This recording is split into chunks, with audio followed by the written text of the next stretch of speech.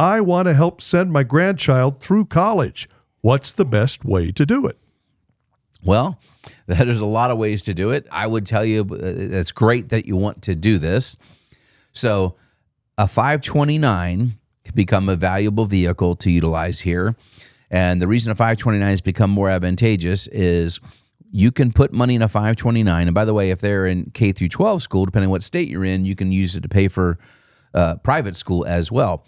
But you get to write off up to $10,000 on your state income taxes each year of those payments that you're making for your child. So don't just write the check to the college. If you're going to pay the tuition, right? If you're going to send your granddaughter down to UNL, don't write the check for $10,000, $12,000, $13,000 or whatever you're when you're writing that check. Put it into the 529 Nest program on that child's behalf.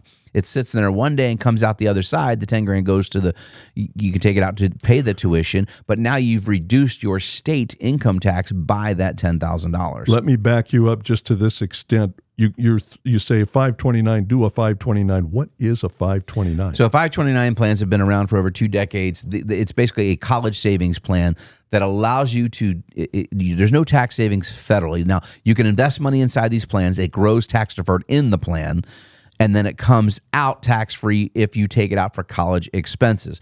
On the state level, though, you get to write off what you put in there. So you get to deduct it from your state income tax. So it's very different depending on what state you live in, how this works. Like I was in Florida, had a 529 plan for my boys, but I lived in Florida, no state deduction. We didn't have income tax. So I got no state deductibility from that. I just got tax deferred growth.